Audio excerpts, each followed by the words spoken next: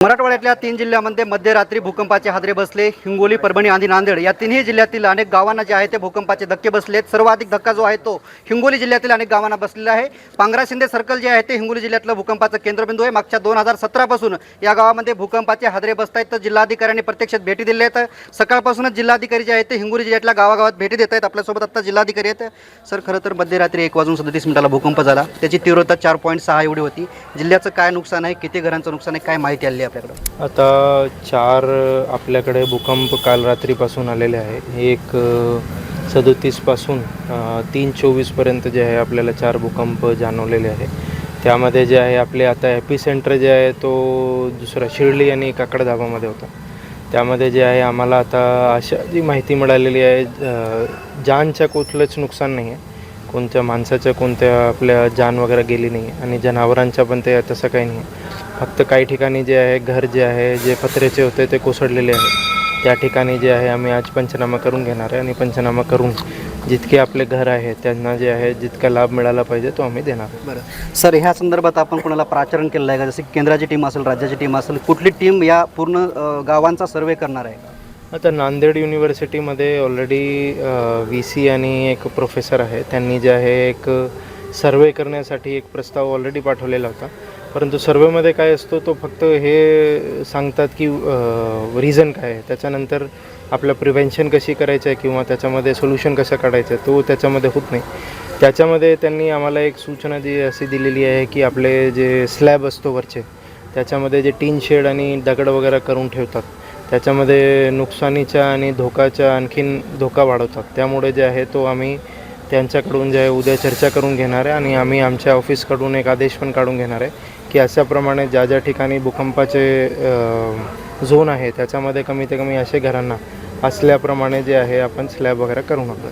Sir, 2015 म्हणजे जुलै 2017मध्ये जे आहे ते 2.2ची याची तीव्रता होती. ती तीव्रता आता 2026मध्ये 4.6 एवढी. अशावेळी नागरिकांनी आणि सगळं हिंगोली जिल्हावासियांनी काय काळजी घ्यायला पाहिजे? एकतर काळजी हीच घेतली पाहिजे की आम्ही जे डिझास्टर आपल्या आपत्ती व्यवस्थापन डिपार्टमेंटमार्फत जे आहे ते ट्रेनिंग करतो. ट्रेनिंग एक करून घेतली पाहिजे, प्रशिक्षण घेतलं पाहिजे आणि सर्वांनी हेच एक समजलं पाहिजे की भूकंप एक नैसर्गिक घटना असल्यामुळे आपल्याला त्याच्यामध्ये प्रिव्हेन्शन कशाप्रमाणे करायचं तो आम्ही विचार करतोच.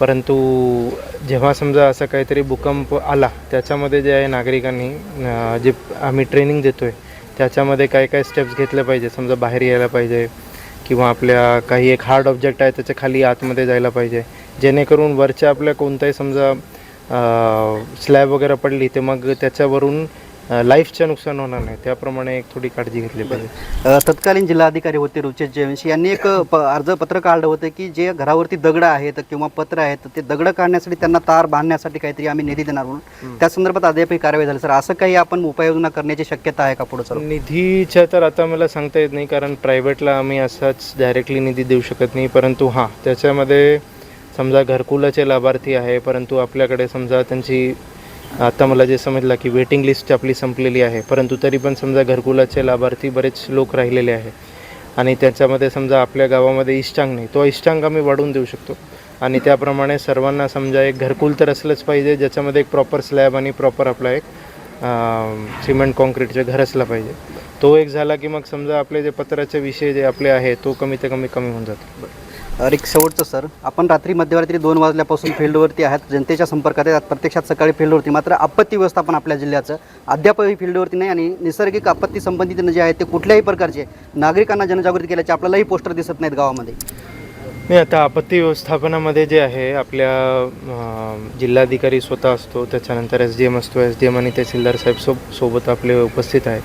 त्याच्यामध्ये जी ट्रेनिंग आहे आपली तो ट्रेनिंग पण आपली आता मला असं वाटतो त्यांनी 26-27मधली जी ट्रेनिंग आहे तो आता घेणार आहे. परंतु ह्याच्यामध्ये जे आहे आपल्या फील्ड स्टाफ आहे आणि आज आम्ही जितके आपले नुकसान झालेलं आहे त्याचा पंचनामा पण आजच आम्ही करून घेणार आहे, जेणेकरून सर्वांना नुकसानचं जे पैसे आहे तो रक्कम मिळाली पाहिजे. निश्चितच आपण बघतो की हिंगोलीचे जिल्हाधिकारी मध्यरात्री 2 वाजल्यापासून सकाळी सुद्धा फील्डवरती आहेत. खरं तर कळमनुरी असेल, औंढा असेल, त्याचबरोबर वसमत असेल, तिन्ही तालुक्यातील प्रशासनाला घेऊन जे आहेत ते जिल्हाधिकारी घराघराचा सर्वे करताना आपल्याला पाहायला मिळत आहेत. कॅमेरामॅन साईनाथ शिंदेसह मी रमेश चेंडके, TV9 मराठी, पांगरा शिंदे, वसमत, हिंगोली.